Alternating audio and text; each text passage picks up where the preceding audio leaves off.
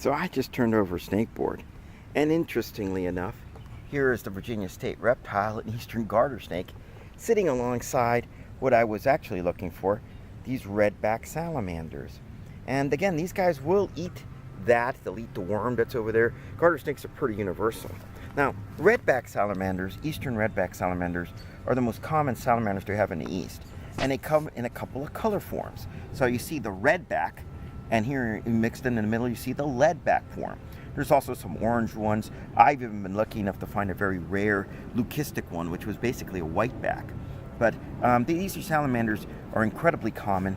In fact, they say that of all the vertebrates, if you were to weigh them, they weigh more via weight than any other vertebrate that you have here. And see how common they are. So here's 1, 2, 3, 4.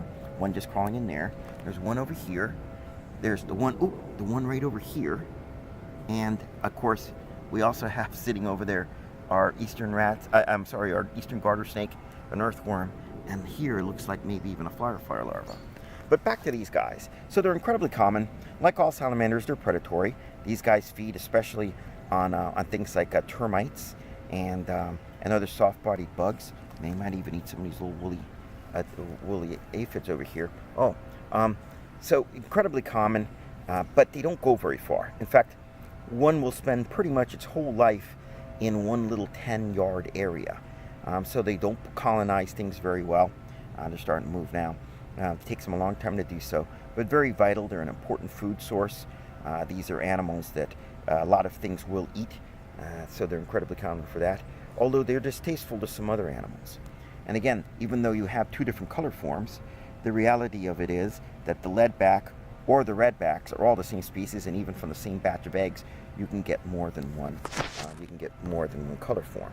So pretty neat little guys, and we're kind of lucky to have them around, and because they're such an important food source, and so forth. Now, these guys are so skinny and small; they don't get very big, partially because they're limited in size because of the respiration. These are lungless salamanders, and lungless salamanders breathe through a process called Valerian respiration. They breathe through their skin, basically.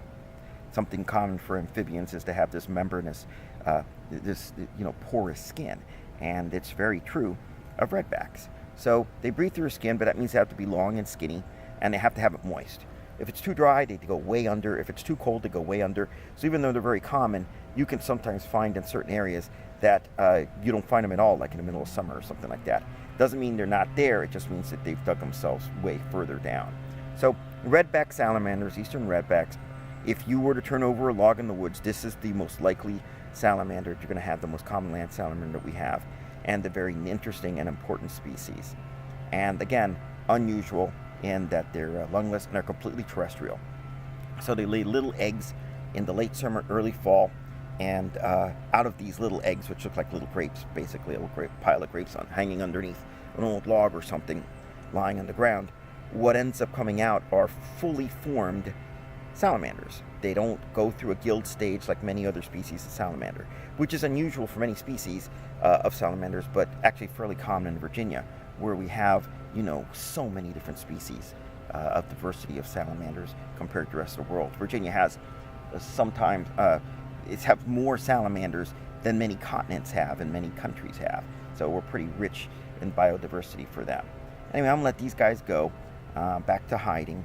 And again, we have lead-backed salamanders, which are the same as red-backed salamanders, just different color forms of the same thing, the most common of our land salamanders. And again, even though we have like 6 of them under here, look how close they are to the garter snake, and the garter snake has not eaten them, which is unusual because that is definitely a prey item. Now, we'll leave them be, put the snake board back. Oh, and if you look over, boy, this place is just one snake board. You can see how much habitat we have out of here. Not only do we have that, but this over here, those are slug eggs. So we have leopard slug, unfortunately an invasive. We have earthworms, we have slug eggs, we have eastern garter snakes, we have our most common kind of salamander, eastern red-backed salamanders. We have what look like a type of woolly aphid. There was, as you can see here, looks like the larva of one of our, and then you see that's what salamanders do. See, he found a hole and he went under. And that's what they do. That's why they don't dig, but they find existing holes, and that's where they go. You can see this one's crawling in right now. And that's why you don't see them in the wintertime or when it's too hot. So we'll let these guys go. But again, red-backed salamanders, sometimes in the lead-back color form. They don't change colors. That's how the way they're born. And when they're born fully mature in everything but size. So they look identical, no larval stage. Lots of them here. Neat to be able to see them.